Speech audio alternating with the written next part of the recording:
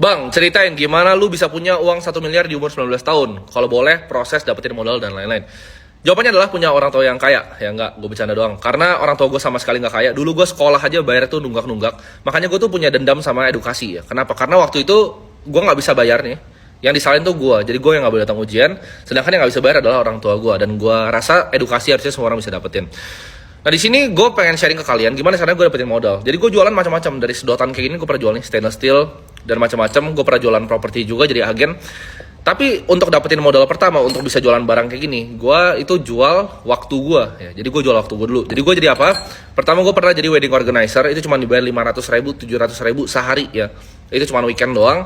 Kalau weekdays itu gue biasanya jadi agen properti. Jadi gue start ya dapetin uang pertama gue dari seorang sales. Jadi gue adalah seorang sales. Gue jualan basicnya. Nah dari jualan itu, gue pikir daripada gue jualan barang orang, gue mending jual barang sendiri. Jadi gue mulai itu keluarin produk. Gue pernah jualan begituan, waktu transisi dari Kaskus ke Tokopedia. Jadi Kaskus itu waktu itu orang belum banyak yang ngerti Tokopedia. Jadi Tokopedia baru banget dan iklannya super duper murah. Ya jadi gue leverage itu mampus-mampusan. Gue jalan Tokopedia sampai akhirnya gue mikir, gue bisa jualan sedotan laku, gue bisa jualan apapun laku. Kenapa nggak gue bikin jualan orang itu laku? Jadi gue bikin agency. Nah di bikin agency itu gue banyak service dari kayak pabrik konveksi, startup pun juga ada jadi klien gue.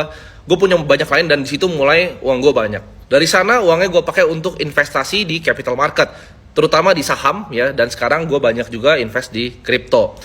Dari situ gue bangun edtech platform ya untuk ngajarin orang edukasi tentang investasi dan sampai sekarang gue bergelut di bidang edukasi. Jadi kira-kira background seperti itu buat yang bilang orang tuanya kaya, kagak. Sampai sekarang gue yang biayain semua ya, bahkan nyokap gue mau apa selalu gue yang beliin gitu. Jadi sama sekali gue bukan datang dari keluarga yang kaya. Kalian bisa cek ya kalau kalian nggak percaya, gue bukan dari keluarga kaya. Yang bisa buktiin nih bapak gue atau nyokap gue lebih kaya dari